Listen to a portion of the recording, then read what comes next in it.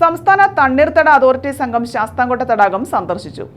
വേനലിലെ കടുത്ത വരൾച്ചയെ തുടർന്ന് പല ഭാഗങ്ങളിലും തടാകജലം കിലോമീറ്ററുകളോളം ഉൾവലിഞ്ഞിരുന്നു. ചില ഭാഗങ്ങളിൽ ചെളികൾ വിണ്ടുകീറിയ അവസ്ഥയിലും മൺതിട്ടകൾ രൂപപ്പെട്ട നിലയിലുമായിരുന്നു.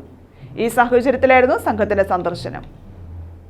ശാസ്താംകോട്ട തടാകത്തിന്റെ നിലവിലെ അവസ്ഥ നമ്മുടെ കായൽ കൂട്ടായ്മ സംസ്ഥാന തണ്ണീർത്തട അതോറിറ്റി അധികൃതരെ ബോധ്യപ്പെടുത്തിയതിന്റെ അടിസ്ഥാനത്തിലായിരുന്നു സന്ദർശനം. പുന്നമോട് കായൽ ബണ്ട് ഭാഗം മുതൽ തടാക തീരത്തുകൂടി ഭരണിക്കാവ് വരെ കാൽനടയായാണ് സംഘം നിലവിലെ സ്ഥിതി വിലയിരുത്തിയത്. കോളേജിന് കിഴക്കുഭാഗം, കുതിരമുനമ്പ്, ആഞ്ഞിലിമൂട് പള്ളിയുടെ താഴ്വശം എന്നിവിടങ്ങളിലും എത്തി വിവരങ്ങൾ ശേഖരിച്ചു. വാട്ടർ അതോറിറ്റി ഉദ്യോഗസ്ഥരുമായി നിലവിലെ തടാക ജലനിരപ്പും പമ്പിങ്ങിന്റെ വിവരങ്ങളും ശേഖരിച്ചു. നിലവിലെ തടാക ജലനിരപ്പ് 78 സെന്റിമീറ്റർ താഴേക്ക് പോയിട്ടുണ്ട്.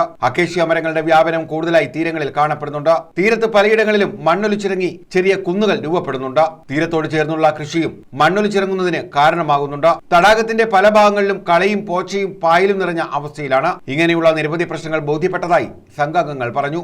ഞങ്ങൾ ഫീൽഡ് മൊത്തം നടന്നു കണ്ടു. അപ്പോൾ ഒരു 78 സെന്റിമീറ്ററോളം ജലനിരപ്പ് സാധാരണ നിലവിൽ നിന്ന് കുറഞ്ഞതായിട്ടാണ് കണ്ടെത്തിയിരിക്കുന്നത്.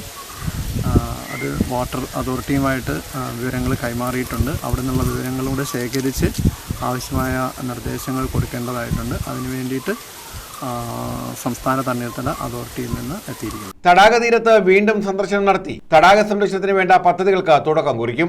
അതിർത്തി കല്ലുകൾ സ്ഥാപിക്കുന്നതിനുള്ള പ്രാരംഭ നടപടികൾ ആരംഭിച്ചതായും അവർ പറഞ്ഞു. Environment programme manager doctor John C Mathew, wetland specialist Arunkumar PS, wetland analyst MP Niveditha എന്നിവരാണ് സംഘത്തിലുണ്ടായിരുന്നത്. നമ്മുടെ കായൽ കൂട്ടായ്മ കൺവീനർ S ദിലീപ് കുമാറും ഇവർക്കൊപ്പം ഉണ്ടായിരുന്നു. News bureau, Sasthamkotta.